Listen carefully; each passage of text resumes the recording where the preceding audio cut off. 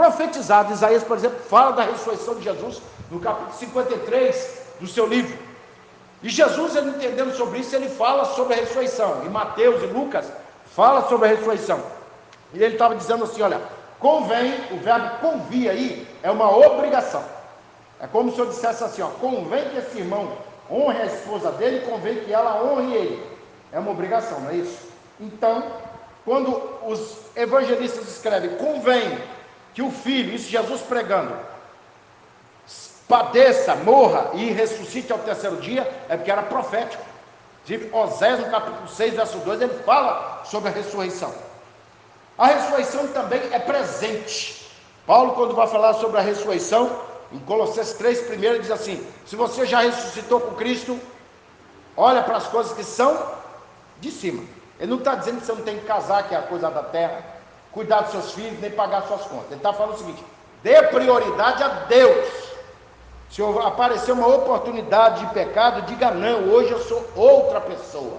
É isso que ele está falando. E a ressurreição no futuro, pastor, vai nos livrar do corpo dessa morte. Porque a salvação e a ressurreição, ela anda no passado, presente e futuro.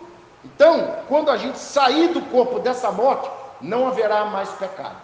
Aí nós estaremos para sempre com o Senhor. Inclusive Paulo fala isso em 1 Tessalonicenses 4, 16, falando que os que morreram em Cristo ressuscitarão primeiro. Por que ele fala ressuscitar primeiro? Haverá uma segunda ressurreição. Pastor Edson Vieira, ele costuma ilustrar a ressurreição e a salvação com assim: se você nasceu, pastor, 2 vezes, você só morre uma vez. Entendeu?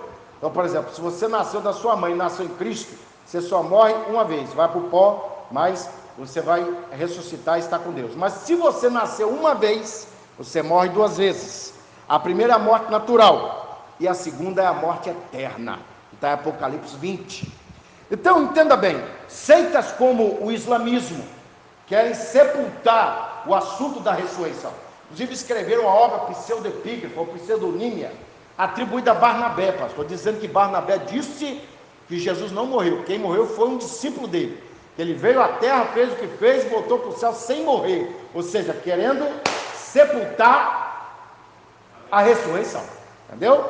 Inclusive Paulo deixa bem claro aqui que se não há ressurreição, no versículo 13, dos mortos também Cristo não ressuscitou. Ele está fazendo a comparação.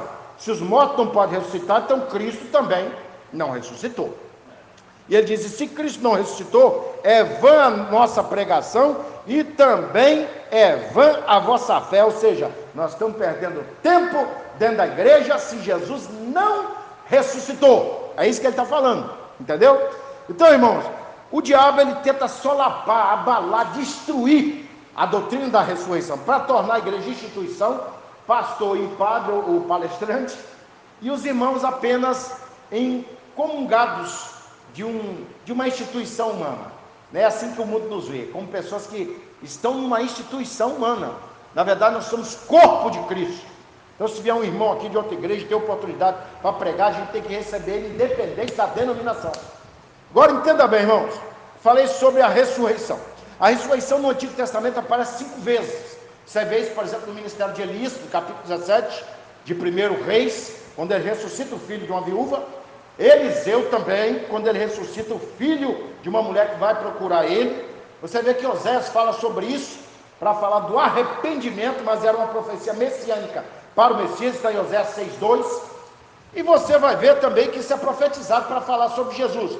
Agora, pastor, no Novo Testamento, mais de 300 vezes, o assunto da ressurreição é algo do Novo Testamento. Diz Jesus, quando dá poder aos seus discípulos para expulsar demônios, curar enfermos, de acordo com Mateus 10:8, dá poder também para ressuscitar mortos. Então, é um assunto do Novo Testamento. E por que Paulo vai falar sobre a ressurreição? Para falar, pastor, da parte mais importante da nossa fé. Crer que Jesus sofreu. Eu gosto de uma colocação de um teólogo batista, o nome dele é Iomel Santana. Ele diz assim: sua morte expiou nossos pecados, porém é a sua ressurreição que o revela como Salvador. Ou seja, pastor, se Jesus só morreu e não ressuscitou, ele é mais um líder religioso.